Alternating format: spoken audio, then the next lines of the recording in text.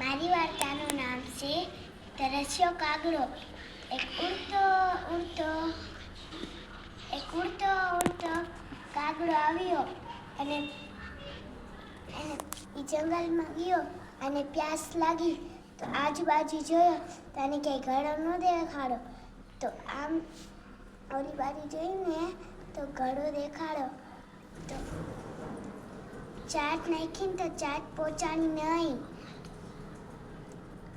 પાણી હતું સાવ નીચે. આમ જોયું ને તેને પથ્થરનો એક ઢગલો દેખાડો. અહીંયા ચોચમાં પથ્થર લઈ નાખતો ગયો. પછી એ પાણી આવ્યો ઉપર. ત્યાં પાણી પી લીધું. ઉડતો ગયો. ગુડ.